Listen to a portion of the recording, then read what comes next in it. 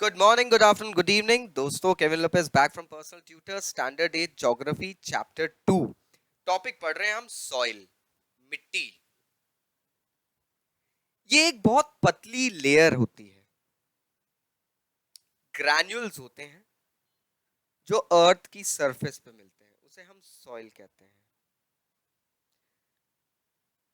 किसी भी जगह पे पाई जाने वाली सॉइल वहां की लैंड अवेलेबिलिटी और वहां की टोपोग्राफी के हिसाब से काफी अफेक्टेड होती है। अलग अलग लैंडफॉर्म्स डिसाइड करते हैं, डिटरमाइन करते हैं कि वहां किस टाइप की सॉइल मिलेगी। रिवर साइड्स में, रिवर बेड्स में हमें अलूवियल सॉइल मिलती है, काफी इंपॉर्टेंट मिनरल्स बहकर आते हैं और पास में रिवर के वो रह जाते हैं। इसलिए कहते हैं कि some of the best fields are found besides the rivers. Desert region में आपको सैंडी सॉइल मिलेगी क्योंकि वहां के ग्रैनुअल्स वाटर होल्ड नहीं कर सकते। अब सॉइल किस चीज से बनता है? बेसिकली अगर देखा जाए तो soil is an organic matter. कुछ ऑर्गेनिक मैटर से बनता है, मिनरल्स होते हैं। हजारों सालों में जो रॉक्स टूट के बिखर गए हैं वो सॉइल बनाते हैं।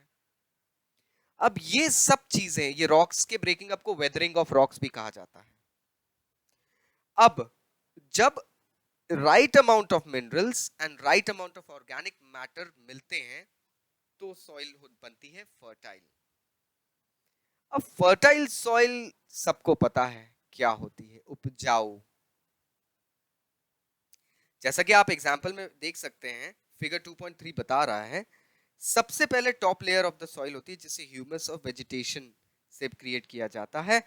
फिर सब सॉइल होती है जिसमें सैंड, सिल्ट एंड क्ले होता है। एंड लास्ट में पेरेंट रॉक, जिसे बेड रॉक भी कहा जाता है, मिलती है। आपको याद होगा जब आपके घर में पानी के लिए बोरिंग या ड्रिल करा गया था तो बेड रॉक तक ड्रिल होती है क्योंकि पानी वहां पे कंजर्व होता है दोस्तों।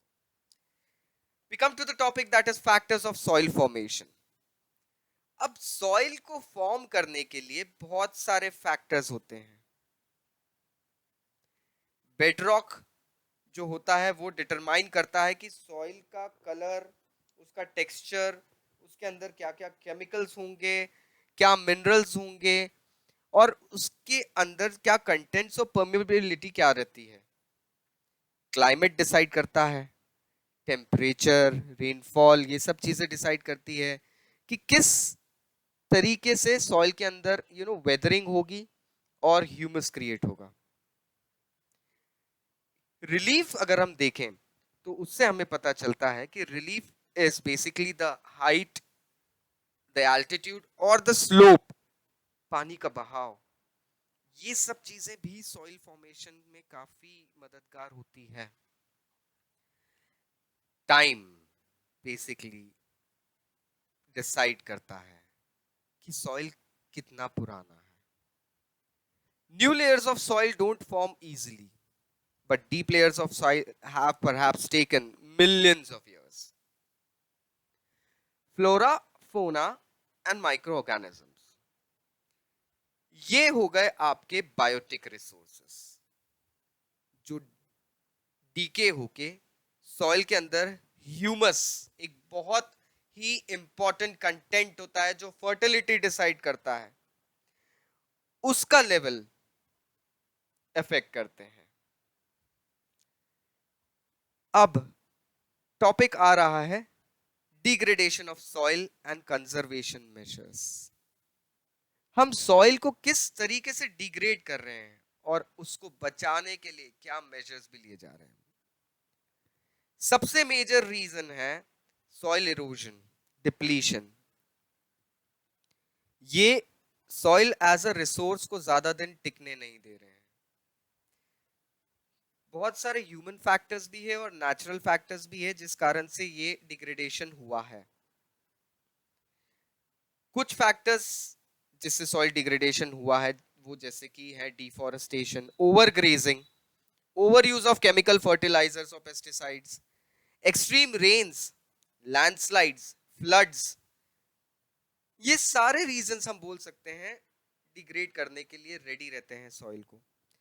अब कंजर्व करने के लिए कुछ बेसिक टेक्निक्स उठाई गई है। First is mulching.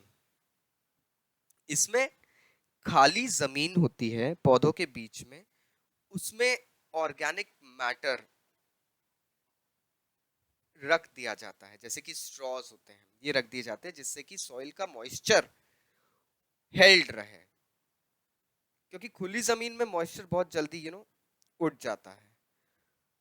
Contour barriers.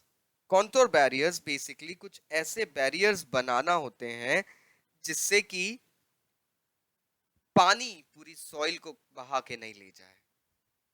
So these are barriers made by soil, grass, stones, etc. जो कि थोड़े थोड़े दूरियों पे बनाए जाते हैं, गड्ढे बनाए जाते हैं बैरियर्स के सामने, जिससे पानी कलेक्ट हो जाता है। तो पानी की जो वाटर लेवल जो है सॉइल की वो भी अच्छी रहती है। And there are many factors. Then comes rock dams. अब रॉक डैम्स कुछ ऐसे डैम्स हैं जो यूजुअली पानी के फ्लो को रोक देते हैं, चेक कर लेते हैं। इससे होता यह है कि गलीज जो बनती है, सॉइल को काट के जब पानी बहने लगता है, वो प्रोसेस रुक जाता है।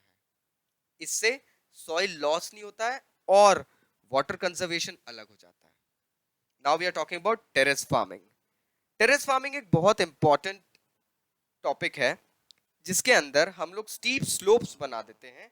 स्टीप स्लोप्स पे कुछ ऐसी जगह रहती है जहां पे कुछ फ्लैट सर्फेसेस बना दी जाती है। फ्लैट सर्फेसेस पे क्रॉप्स उगाए जाते हैं। इस कारण से जो एक स्लांटिंग सरफेस होती है, वहां से डायरेक्ट जो सॉइल का जो इरोजन होता है वो रुक जाता है। इंटरक्रॉपिंग, अलग अलग टाइप के क्रॉप्स उगाए जाते हैं जिससे कि सॉइल की एक कह सकते हैं हम फर्टिलिटी भी बची रहती है और रेन वॉश भी नहीं होता है। Contour ploughing. अब कभी कभी हमने देखा है कि हिल के जो स्लोप्स होते हैं उस पे ना ट्रेंचेस बना दिए जाते हैं, गड्ढे कर दिए जाते हैं, जिससे कि ये एक नेचुरल बैरियर बन जाता है वाटर फ्लो के लिए और सॉइल इससे ज्यादा फ्लो नहीं होता है। Shelter belts. अब ये कोस्टल रीजन और ड्राई रीजन में बनाए गए एरियाज होते हैं जहां पे पेड़ों की लंबी लाइनें बना दी जाती है जिससे कि विंड मूवमेंट ज्यादा एक्सट्रीम नहीं रहता है। और विंड मूवमेंट ज्यादा एक्सट्रीम नहीं रहता है तो सॉइल का जो कवर रहता है वो बचा रहता है दोस्तों। सो यहाँ पे टॉपिक खत्म होता है। I hope you got the crux. Still अगर कोई डाउट्स है नीचे कमेंट बॉक्स से कमेंट करिए, I will be going ahead and replying back. Thank you very much. Take